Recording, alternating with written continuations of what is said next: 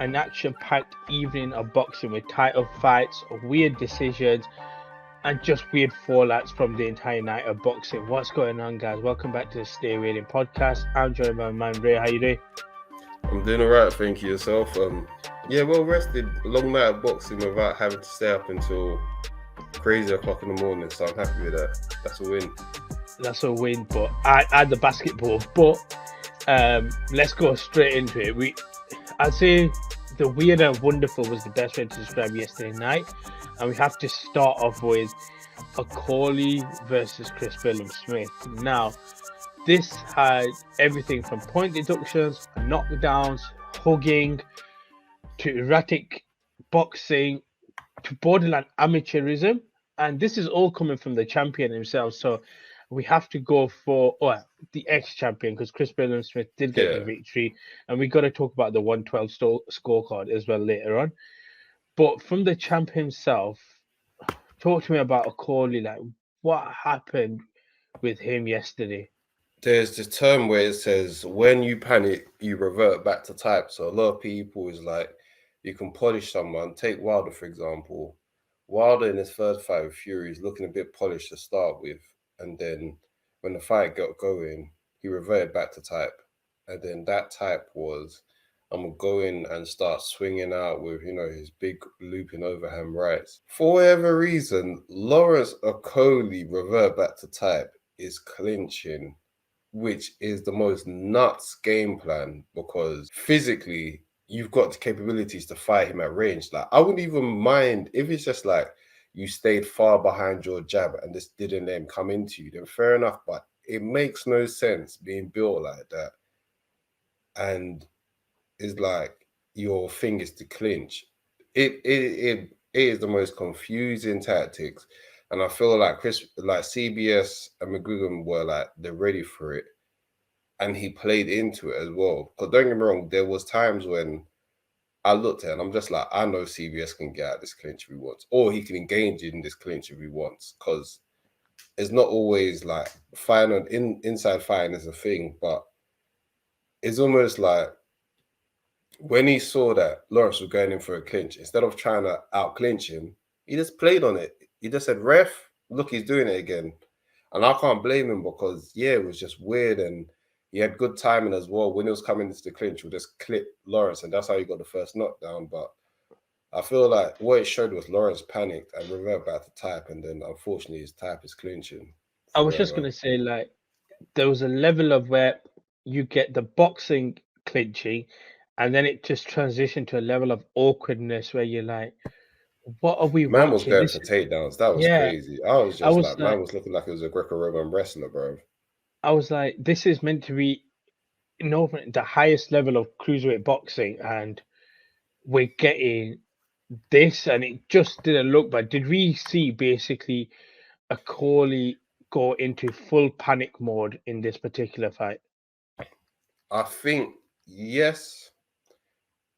He went full panic mode, and then you could even see Sugar Hill shout at him in the later rounds. I don't know what was said, but I'm sure Sugar Hill was telling him, like, what are you doing? And I was even, like, heard people that seen Okolie spar before saying they know how great he can be, so why does he, do this whenever the lights are on? But it's interesting you said that, because the ref actually gave a little nod to Sugar Hill, like, what are you doing type of thing. Like, even he acknowledged the fact that I think you might be overdoing it a bit.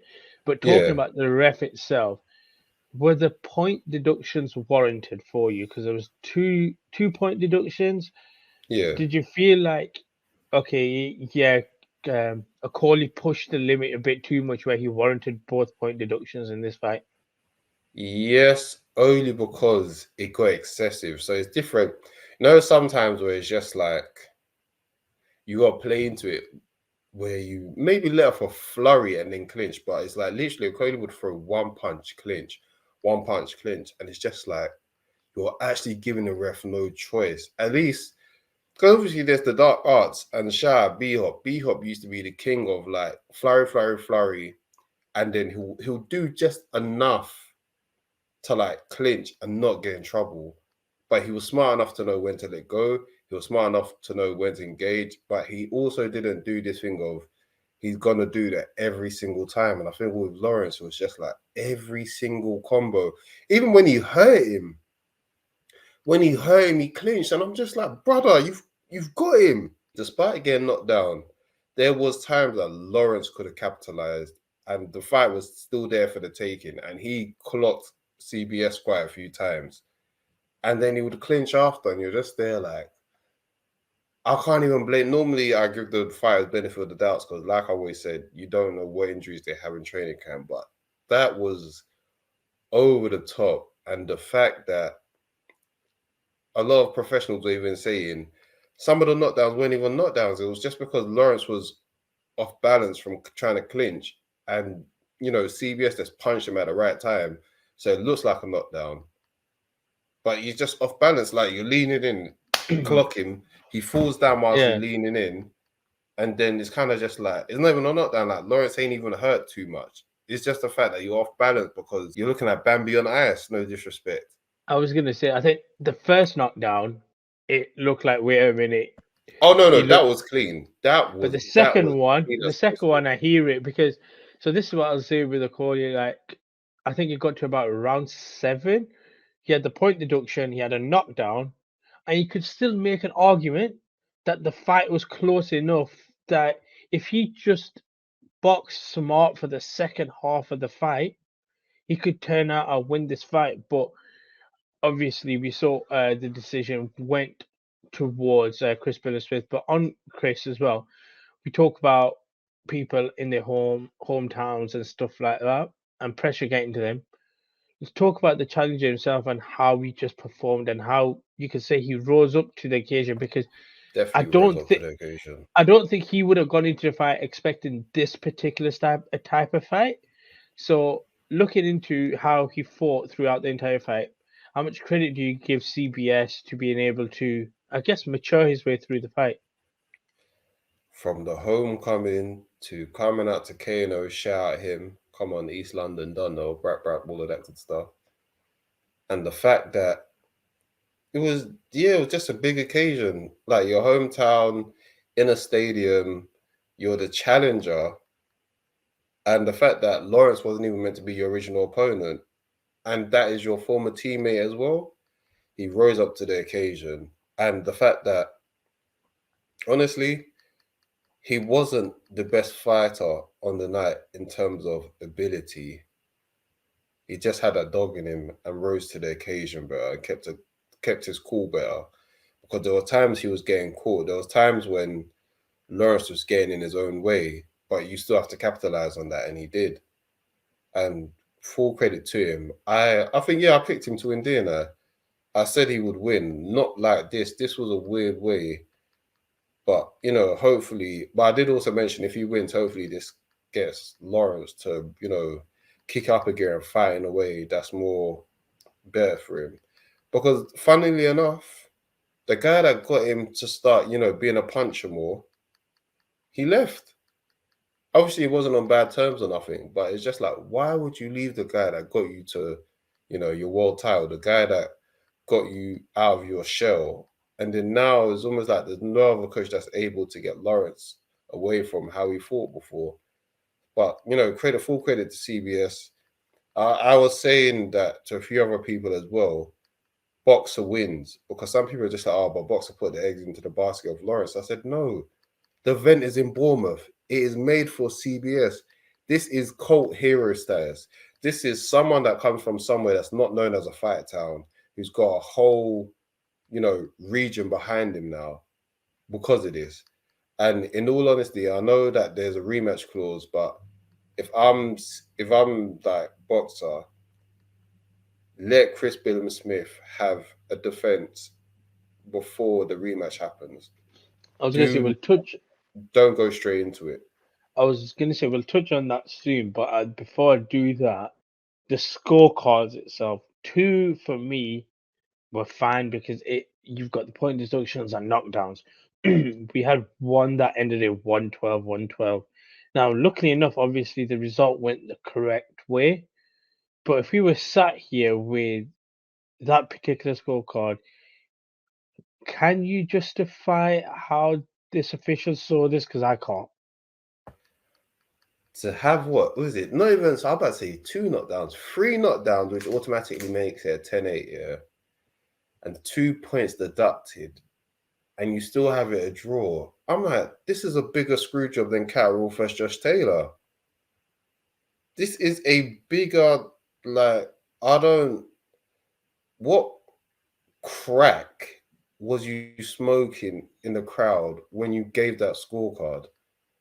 Like, what did you put up your nose? Was he drinking? Like, somebody do a drugs test on that guy. I need a sobriety test on that judge expeditiously. That is how? You tell me that 3 knockdowns and 2 points deducted. That's 5 points. And you're still telling me they still drew. I don't listen, man. Thankfully, justice was served, and it comes off a funny week of the whole Devin Haney versus Loma. Yeah. And if people want to complain about that scorecard, this is the real one that you should be complaining, because at least that one, other than the ones, was it 116, 112? Yeah. The other 2 cards for that fight was justifiable. This one, I don't know. With that many points deducted, you can't give that to Lawrence. I'm sorry, you can't. That is crazy. Like I said, I've never seen something more wilder since Josh Taylor versus Catterall, who, you know, shout out Catterall as well. He had a good win yesterday on the Leigh Wood card, but we'll get to that in a bit. Yeah. So I do want to touch on 2 more things before we move on to some of the other fights and talk about them in a bit. You mentioned about the rematch.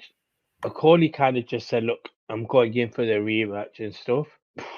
Is it the best decision for him to do this, or what's the best route now for Okolie going forward in terms of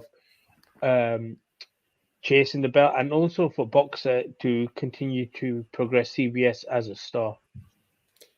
I feel like both of them need fights in between to, 1, build it up, and 2, for Lawrence, I think after that performance, he needs a performance to show that he's worth tuning in for. Because once again, it goes back to that saying that we were saying last week and the week before and the week before. Get them to love you like they do CBS.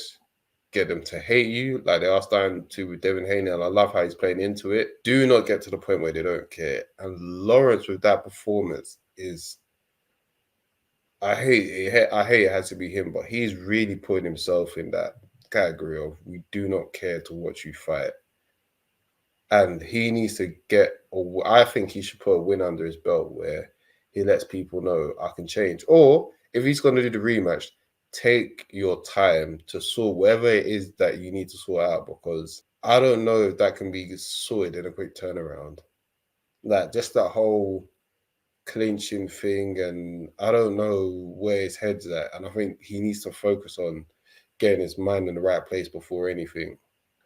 And just quickly, one last thing before we talk about the other fights that happened. Production, we talked about Eddie putting his money where his mouth is and making stars, making things look good. We both said it.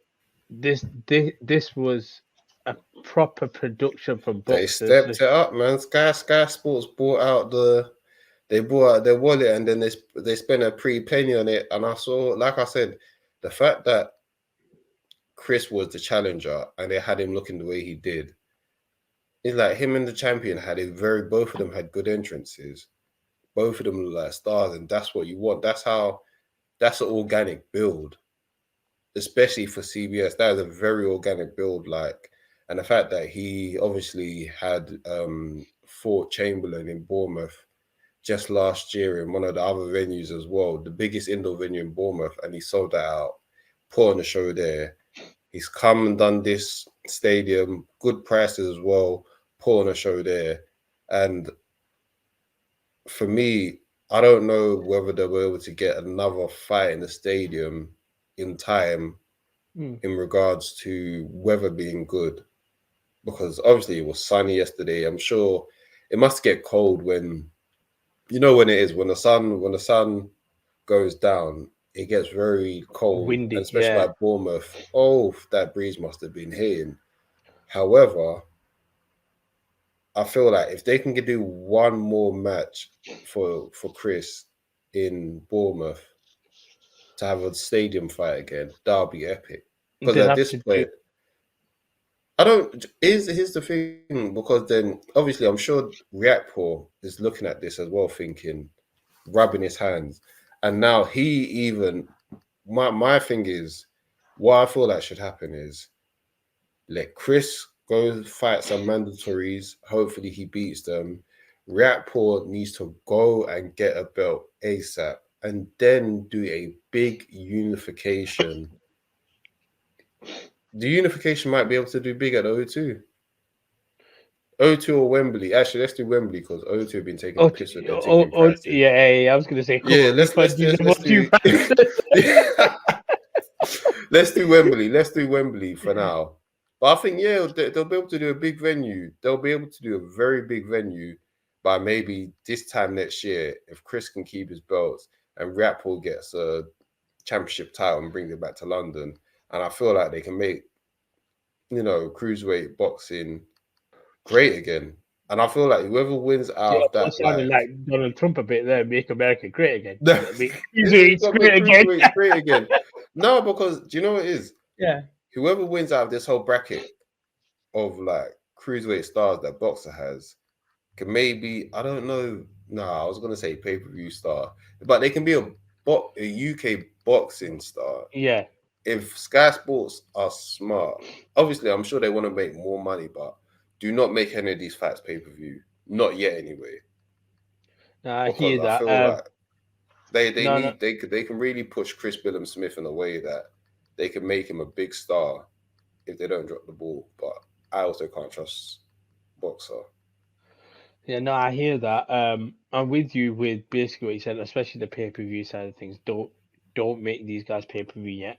But I do want to transition over to BT now and their their weekend of boxing and Conlan for Lopez for the sorry, it was I All believe the part of IBF. the tactics. Yeah, IBF featherweight title. And first things first, like, look, I understand that we have to big up the home favorite. I get it completely, but from what I was watching, there wasn't a single person on BT that was actually saying Lopez can go in there, defend his belt. He's a Mexican. I always say, "Look, this is Mexican. Mexicans are a different breed. Hey, why are you not giving this guy more credit? All you got was the traditional. It's going to be a tough fight, but we expect Conlan to go in there, get the job done. And it was the complete opposite. We both said it ourselves. Lopez put on a beating, and it did look like it was different class in terms of the guys that were in the ring. We was watching it live, saying in our group chat, my goodness, Conlan is holding a shellacking every single round. I'm watching this thinking, why is he fighting? Like Lopez is there built like a bodybuilder, and Conlan is built like Captain America before the experiment. And I'm thinking, why are you staying in the pocket with a guy that is like, use your jab? Like, you've got the range on him, use it. And yes, it might not be the most exciting, but this is not the guy that you want to go into a gunfight with. And like you said in the group chat, you're going Mexican style with the Mexican. Play stupid game, win stupid prizes. And that's no disrespect to Conlan, but that Yeah. was not the. Who told you to fight on the inside like that? And it wasn't even like the KO was sudden. For me, Lopez was catching him every single Yeah. round. And I was thinking, is no one going to tell Conlan to fight on the outside? Like, what are you doing? No, I'm with you. Like, I was watching, and I was like, this is basically a case of how long are you going to last rather than if you can get the victory, because it felt like he was too far gone at this particular point with the way that he's fighting to be able to readjust because of the beating and the shots that he's taken. And yeah, it just surprised me that nobody actually gave Lopez the victory at BT. They were always behind Conor. And again, like I said, I understood why.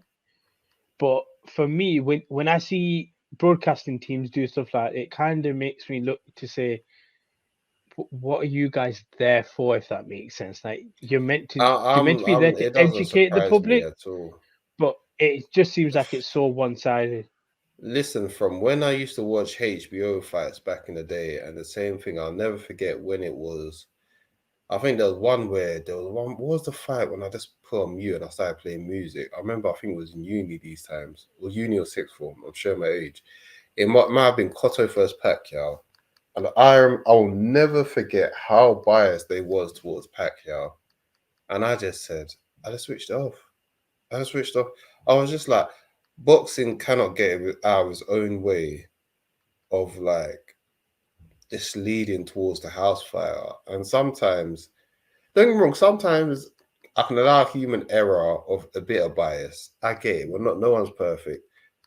But I think also with the introduction of like the UFC and people watch UFC now, and then like I said, there's sometimes will be biased, but more time it is objective enough that you're like, okay, I'm good. Whereas boxing, sometimes it's like, brother, can you get off your knees and wipe your mouth? Why are you on this person so much? And someone could be losing. There could be a fight where someone lands a flurry of 3 punches and someone hits one back and they're just like, oh, he got him with the right hand. And I'm just there looking at, you going to ignore the 3 punches that he just held? Exactly. And that's why I think you were telling me this, and thankfully, I think at the time I was playing some music, so I didn't hear the commentary. I was just watching the fight.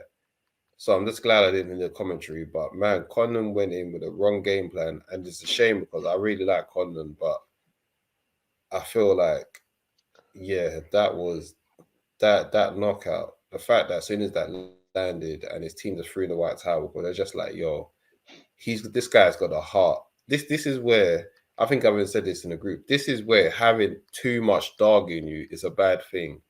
He's got that dog in him, but that dog made him It's like it weren't that good stuff that you needed, but that's not that good dog. That's that star dog. That is not the dog that you want in you. No, don't be all heart, no tactics. and Never do that. and another fact that we got to just touch on really, and it didn't live up to, I guess you could say, the blockbuster that we expected was Leigh Wood and Mauricio Lara, and there was probably more controversy going into the fight than there was actually within the fight itself. And Leigh Wood, to his credit, becomes champion again. And I want to take you back to when he did lose the first fight, uh, and the turnaround now. How impressive has this turnaround been, considering everything leading up to this particular fight and what happened with the weigh-in as well? Listen, let me say this, yeah. When it came down to casting him, everyone was loud. We gotta give this guy flowers just as loud. Ben Davison, because the controversy that people had when Ben Davison stopped that fight, and just him as a trainer, obviously there's, some people have said that certain fights might have regressed under him, whatever. But with Leigh Wood, he saved him to fight another day when he threw in that towel before. And he's got him, the turnaround made everyone scared, and then the whole weight thing. But my goodness, shout out Ben Davison and Leigh Wood. That's the right way to apply having that dog in you, because you have to have that dog in you to go and have a quick turnaround after getting knocked out like that. And they came prepared. They came with the right tactics. Was it the most exciting? No, but guess what? Two-time world champion, and a coach that will stop the fight before you can. This is what you want. This is what you want, a fighter that's there that will go out on his shield the way Leigh Wood wanted to against Lara. Then you need a trainer that will save you from going out on your shield, because they realize they need to save you from yourself. That is the perfect combo. And I think it's a very good example of fighters learning that, yo, my trainer is there to help me and save me from myself. And you shouldn't get angry at your trainer sometimes when they see certain things that you don't. Because, yeah, he saved him, and then now he's world champion in the same year, that's crazy. And just quickly, then, I do want to talk about the weight issue before that as well. Just your opinion on what happened with Lara and the whole debacle itself. I think it was slack from the British Board of Boxing of when they informed people. I don't think what they done was the worst thing, but it was like the timing on it. They just don't give themselves any favors on how they handle certain situations. Like for me, they should have mentioned this on Wednesday, not on the day, because obviously a lot of people were worried for Leigh Wood in regards to, wait, so you're going to let Lara have all this extra weight and then Leigh Wood still cut down, but it worked out in the end.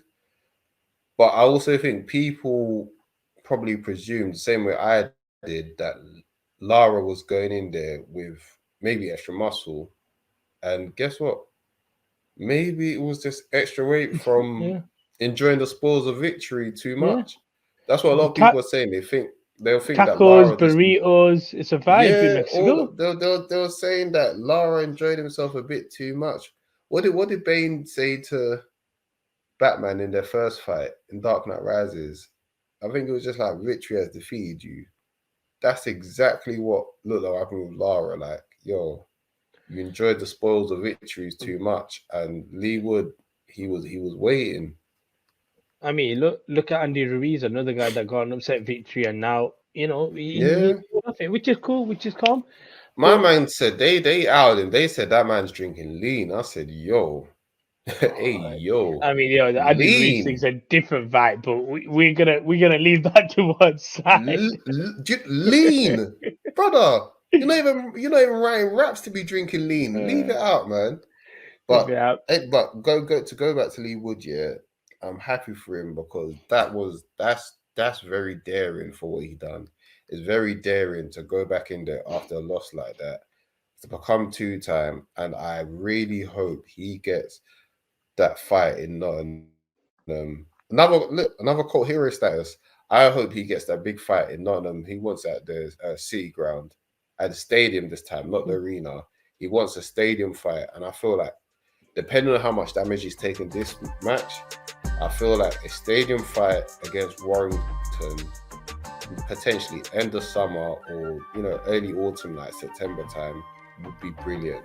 And I might even go out for that. And I really hope they can make that happen, because that would be glorious to see Leigh Wood get that. He deserves it. Yeah, no, I'm down for that as well. But with today's episode, we are going to wrap up with all the boxing recap of the weekend. As always, if you enjoy the content, drop a like, share, subscribe. We're on our way to 2K, and we need all your help with it. But as always, we appreciate you for jumping on. As always, guys, stay weighed in.